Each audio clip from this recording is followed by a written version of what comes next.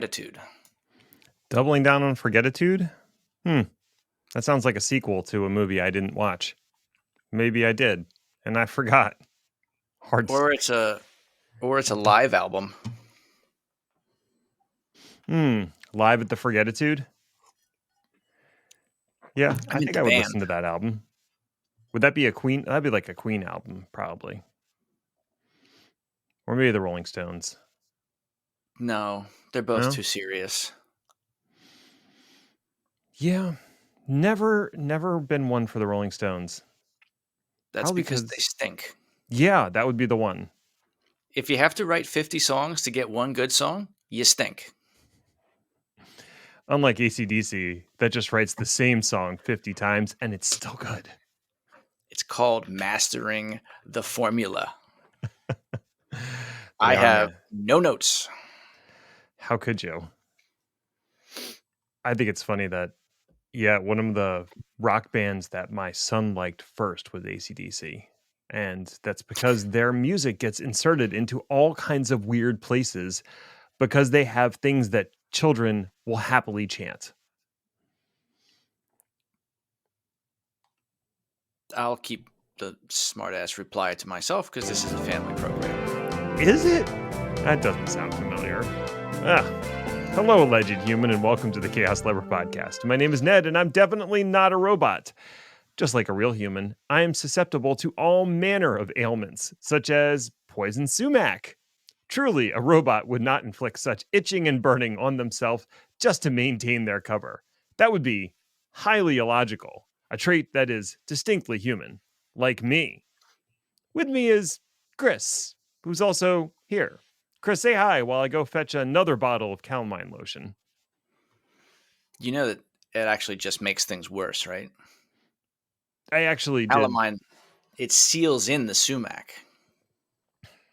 It certainly didn't help the one time I used it. So I actually don't use calamine lotion, but it's a reference point for folks out there. Right. I'm trying Your to. best option, actually, I don't know, a lot of people don't know this, but your best option is to smear with butter and then sit outside in the sun.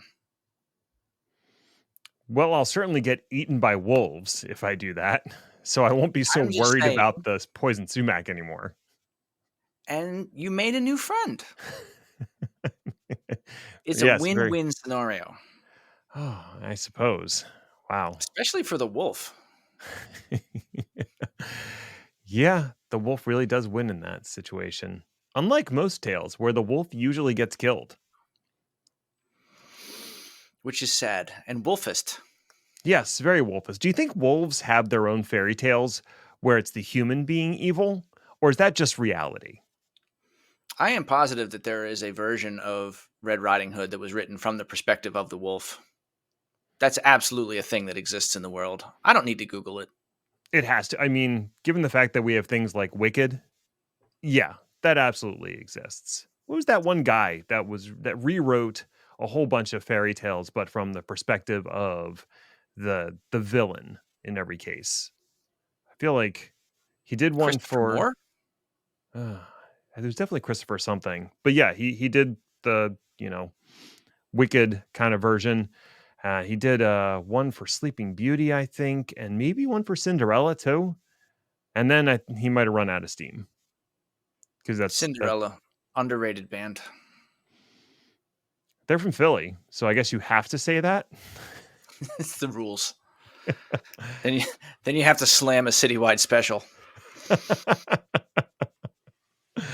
I suppose. Well, let's talk about something else, totally unrelated. Go ahead.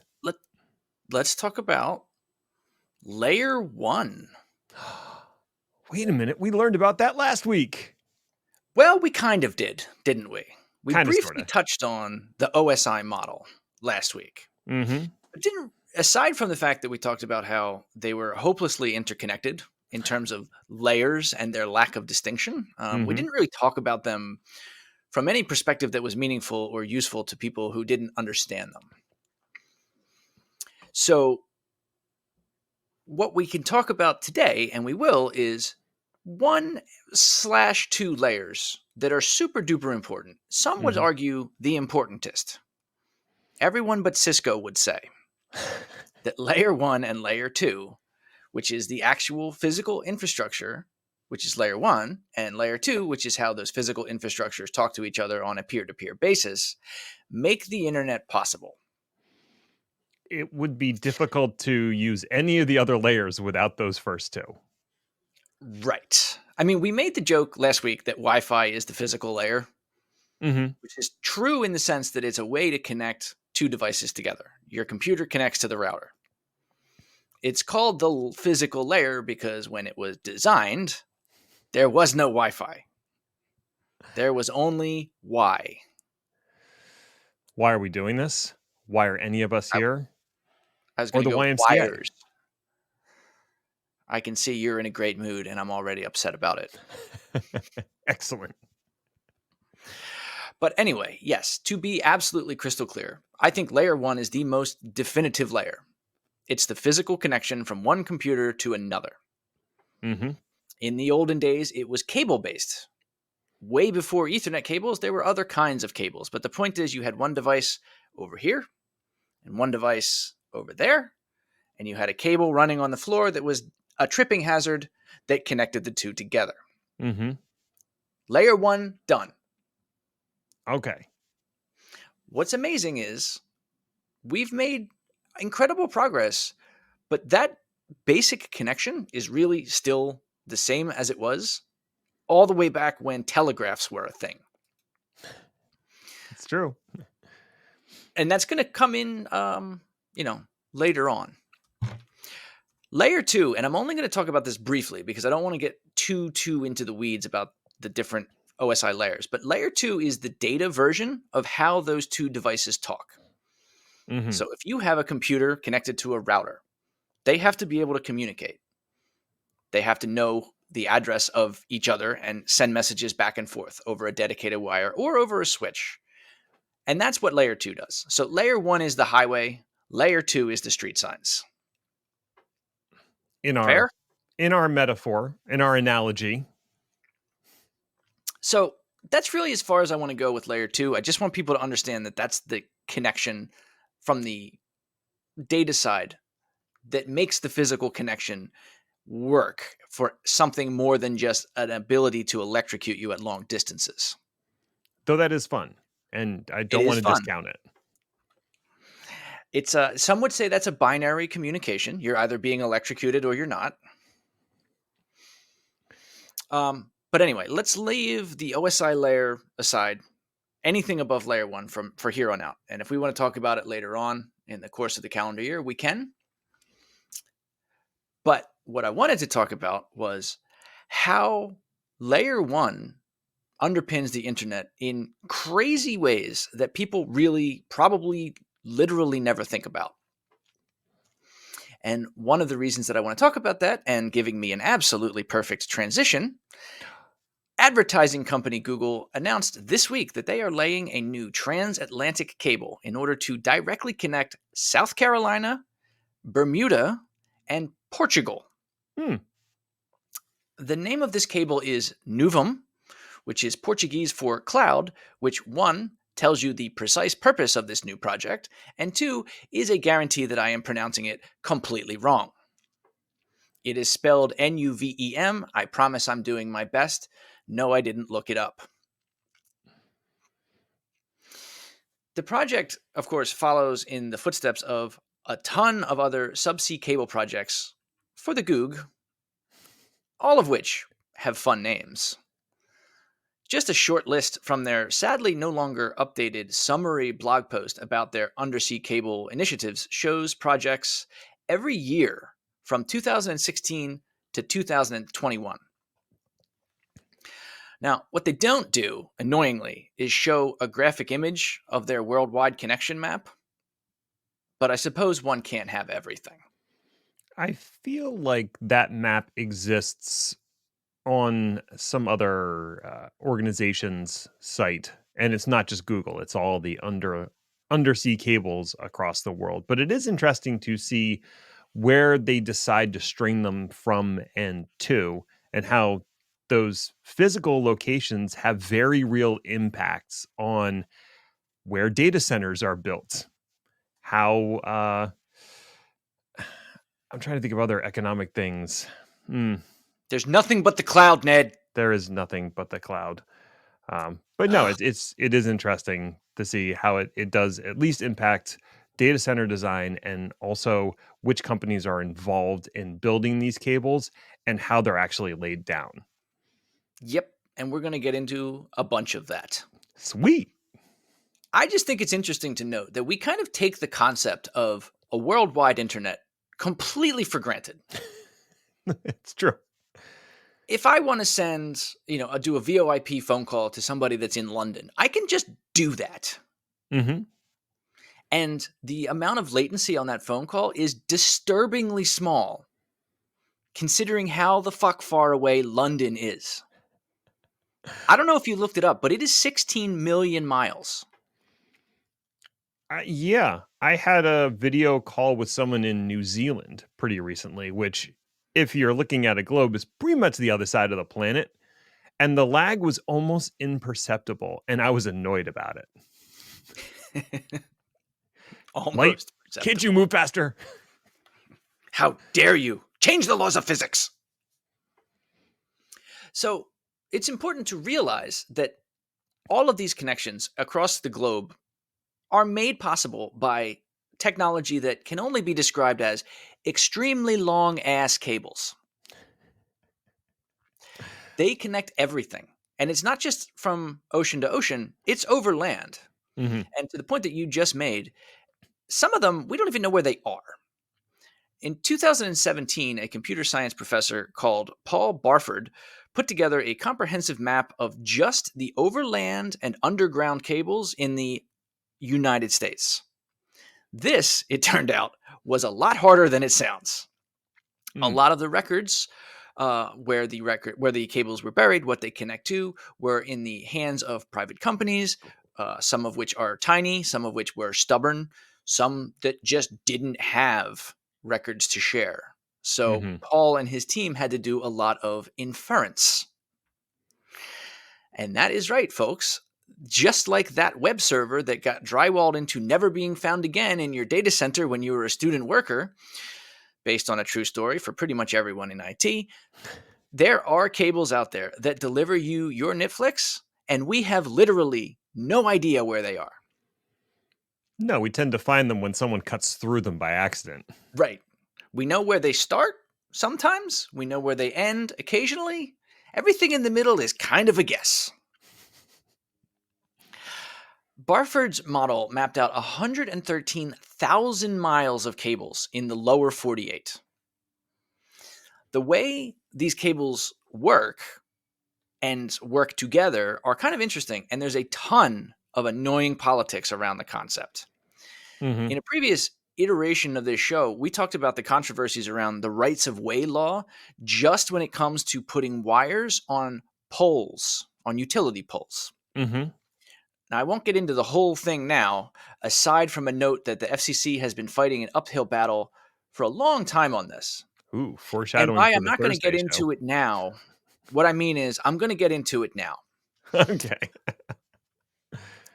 If AT&T owns a utility pole, should they be forced to allow Verizon to run ISP cables on that pole? Should the answer... Should AT&T be allowed to own a utility pole? It's that's a in the good name, question too. Utility. But anyway. The thing is, the common carrier philosophy and the laws around sharing space on poles means that AT&T has to. What they don't have to do and what they don't do is make it easy. Indeed. But these various connections from one person to another invariably will go from one company to another, whether you know it or not and whether they like it or not.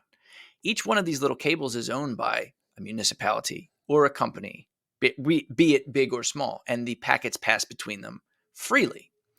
So in a theoretical model, let's make the map between my house and Ned's hovel. House. It's great. You'll eventually have 4 walls. I don't think I need 4. 3 seems to be working just fine. So, for simplicity's sake, let's pretend that we're not talking through a third-party app.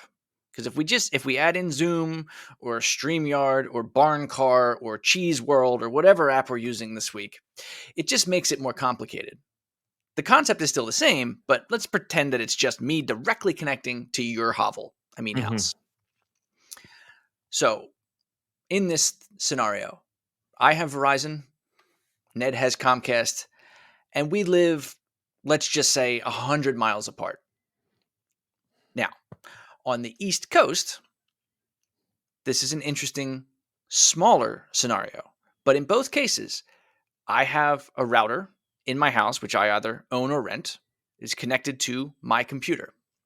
Same thing on Ned's side. Hmm. That router is connected to a modem, which in most cases is completely the responsibility of the ISP. In my case, it's in the outside shed. It could be anywhere in your house. Sometimes they're actually not in your house, but they're individual to you. Behind that is a giant question mark.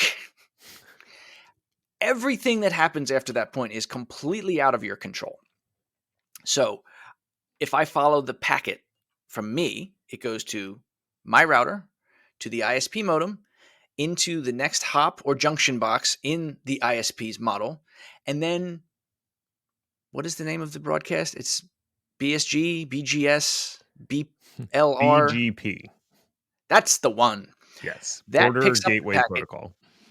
and says, what is the most efficient way to get from Chris's house to Ned's house? The amazing thing about BSG, BMX, BGP. is that it is dynamic. And in the Northeast where we live, there are hundreds of options in total route from one to another. And BXF will change it depending on network status, Hmm. which is kind of amazing. Indeed. The thing about working and living in the Northeast is that these are all short haul connections. Most of the time, the wire will be, I don't know, 10 kilometers long if it has to be. I'm in sort of a suburb. Ned's in sort of a suburb. There's going to be some distances where it's a single straight shot. In the city or inside of areas that are more densely populated, those connections are far, far shorter, which gives us in the Northeast corridor a very unique opportunity to have lightning fast internet, basically regardless of what happens. So that's kind of cool. East Coast One rules. thing, yeah, more or less. Yeah, I Yeah. think that's the prime takeaway of this entire episode is, East Coast is Yeah. the best. Fuck all you haters. We only have a hurricane occasionally. One thing that you used to be able to do with ease and regularity was actually track the various hops. Remember when I gave this example, at a certain point, it was a bunch of question marks. Hmm. What you used to be able to do was run a command called traceroute. And traceroute was super fun. And if you ever look at a CS textbook, well, even a modern one, because they realistically haven't been updated since 1904, they'll still say that this is possible. What traceroute would do is say, I know what the end goal is to get from my house to Ned's house. Now let's check in every single stop along the way. And what was fun about that is you could see the astonishing amount of connections that were required. Hmm. Anyway, that's a fun aside. It no longer works because network people got uselessly annoying and decided that in the name of security through obscurity, they have disabled all traceroute by default on devices. Right. Those devices will no longer respond to ICMP, which is what Right. Traceroute is using. Yes, because there's no more fun in the world. We drained it all out. So that works great in the Northeast. But let's pretend instead of Ned living 100 miles away, he lived 3,000 miles away, all the way across the country in Portland, in Oregon. Did you know there was another Portland? That doesn't sound accurate. Yeah, you're probably right. So if that was the case, things get a little dicier. From the Philadelphia area to Portland, it's a guarantee that traffic has to pass through one of a handful of long haul lines. In that 2017 study, they identified four, count them, four choke points going from the West Coast to the East Coast. Meaning that if the best line was down, DMX would have to route that traffic around it. But if all four were down, no traffic could traverse the lower 48. Do you know why? Because there's no physical connection between them. BGP would still find a way to route that traffic in a very inefficient route, but it would still find a way once the route tables were updated and converged. But yeah, it would be awful. The latencies would spike way higher than you would expect. I don't know what the average latency is between Philadelphia and Portland, but it's probably on the order of 80 milliseconds or something. It would double or triple easily. Yeah. Yeah. Eventually, what you would end up probably doing is either routing all the way through South America or literally around the world in the wrong direction. Which it sounds like fun. Yay. So that all brings us back to the undersea cables. If it's that hard to talk cross country, how in the hell do we talk to London? Well, there are actually a surprising number of discrete cables that go the 4,000 odd miles from New York City to Europe, in addition to a few newer ones that are originating from North Carolina and Virginia. As of May 2022, they were only a small part of the total 436 undersea cables that existed in the world. And if your traffic is going across the ocean, you're using one of those cables, probably more than one, depending on where you're going. New aside, because apparently I should just title this episode Random Asides. This is kind of worrying for internet freedom advocates. These cables are increasingly being dominated and owned by the usual big tech suspects. That's not at all surprising, honestly. No. Because at this point, it's more than half. Yeah. The two big businesses that they're in is if you're a cloud hyperscaler, you want to control the means by which your data is transmitted between locations. So you run an undersea cable. And if you're one of the, like, say, Meta or Google, the giants out there that drive a ton of traffic, you want to give that traffic priority. And also, the more people that are connected to the internet, the more ads you can show them. So you are going to build your own undersea cables, which means a lot of these cables are now privately owned instead of a public utility. And that could be bad. It can be bad. Now, we'll talk about some bandwidth questions at the end of this episode, but you really just hit on all of the major problems, or major concerns, I guess I should say. It's probably too early to call them problems. But yeah, if AWS is running the cable, it stands to reason that they're going to prioritize AWS traffic. Those cables are crazy expensive to run. Estimates around $400 million. Which, I mean, that's not bad if you got it, I guess. But you're going to want an ROI. The cable that Google is running is no different. It's called, the Portuguese word for cloud for a reason. It's implying that they want to enhance the speed of GCP to GCP private data center connections. It is not to, quote, benefit humanity as a whole. Did they put that in their press release? Well, I mean, it's sort of implied. Yeah. Just like every tech company. We're here to help people. Yeah. Right. So this can be problematic, but it is important to note that the common carrier rules still do apply, and they are sharing bandwidth. They're just not prioritizing other people's bandwidth. Something more problematic, as we talked about, these are effectively choke points. In the Atlantic, it's hard to find the cables because the Atlantic, I don't know if you know this, is an ocean. and it's deep. Yeah. And it gets deep real fast. Ah. But what doesn't get deep besides our philosophical conversations? Cha. Well done. Well done, sir. Various seas.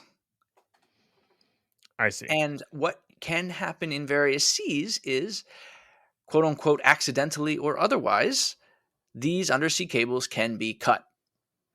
And it happens on the regular.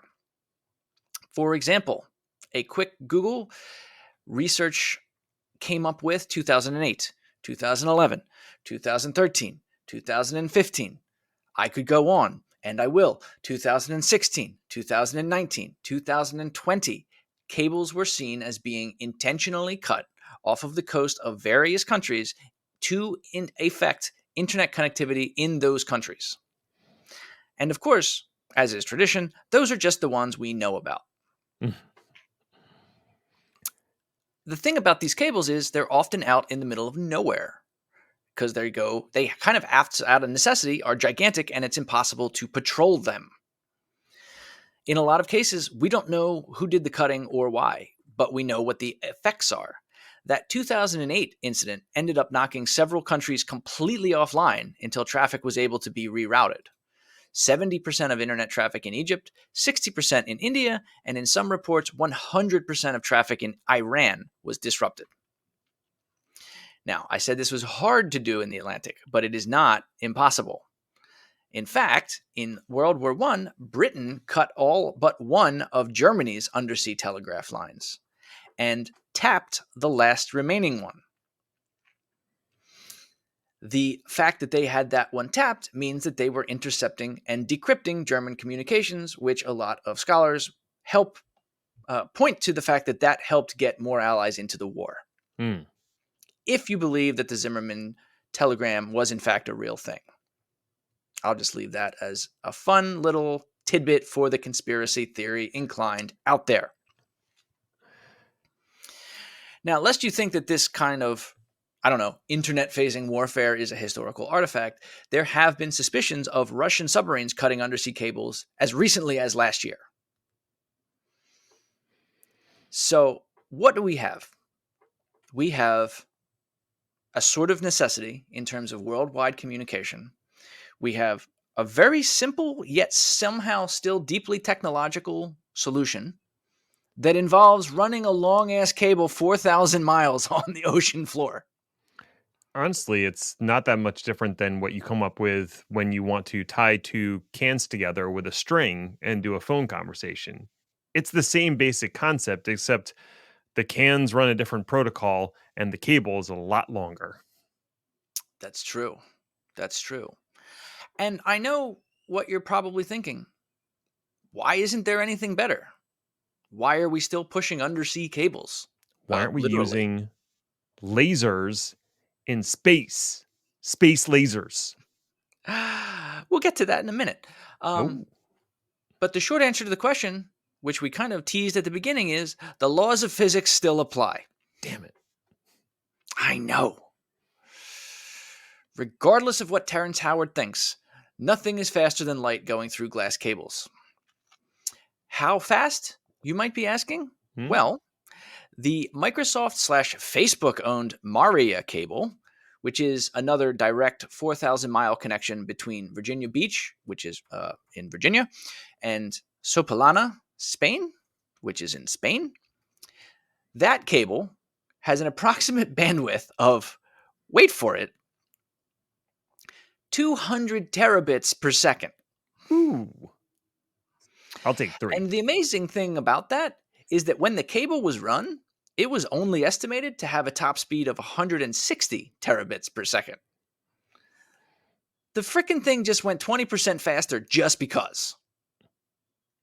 Advances in technology. I mean, we've found all kinds of interesting ways to push copper cables to transmit signals even faster and beyond what we originally thought they were capable of.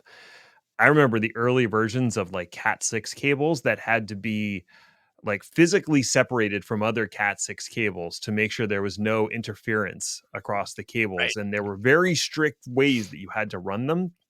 And then eventually people came up with other implementations of it where you didn't need to do all that. And you could still get 1 gig to your desktop. And thank goodness for that. Because I need that. I need do. it.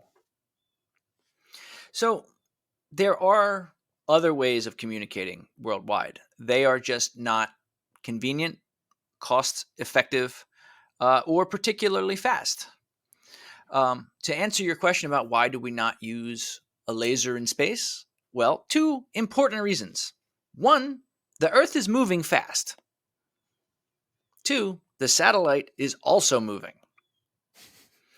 Aiming a beam with such precision is, let's just say, economically infeasible.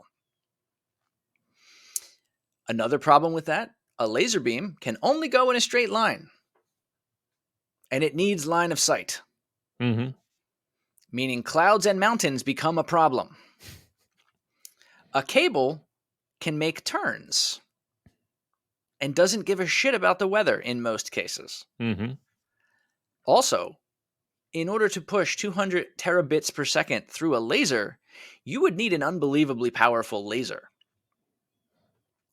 And that amount of power is also prohibitive, not to mention outstandingly dangerous. When you have that much laser power, I think it's called a weapon. Yeah. Mm-hmm. Anyone that has ever tried to use, exactly right. Anyone that has ever tried to use microwave power plants in SimCity will surely remember that accidentally burning down half of downtown every 5 years or so is just not what the kids call a good idea. Well, when you put it that way, as a digression, there was a hack in one of the versions of SimCity that you could get unlimited money by typing funds, I think, in all caps on the keyboard, and it would just keep giving you like $10,000 or something every time you typed it. So I would use that to build ridiculous cities that were otherwise impossible. And my favorite one was Godzilla Island, where it was just nuclear power plants. Nice. That's it. What else do you need, really? Honestly, well, you could summon a kaiju for some reason, or that was like, I don't know why that was in SimCity, but you could, and then it would rampage through your city. And so, Because that's the fun part. Certainly much more fun than trying to build an efficient municipal light rail system next to a highway. You can't fucking do it, Chris. You can't do it. It's so frustrating. I'm just gonna burn it all down. Do you need a minute? Yeah, you gotta dredge some stuff up there, my man. Hey, thanks for listening or something. I guess you found it worthwhile enough if you made it all the way to the end. So congratulations to you, friend. You accomplished something today. Now you can go sit in the tub, fill it with oatmeal, and just kind of lay there for a while. You've earned it. You can find more about the show by visiting our LinkedIn page. Just search Chaos Lever or go to our website, chaoslever.cow, where you'll find show notes, blog posts, and general tomfoolery. We'll be back next week to see what fresh hell is upon us. Ta-ta for now. My voice cracked. Did you hear that? Like channeling my son. I'm an adult now. That is a very accurate rendition, and I do it to him all the time, and he gets real mad. Yeah. Yeah, but I'm taller than him. Keep it up. For now.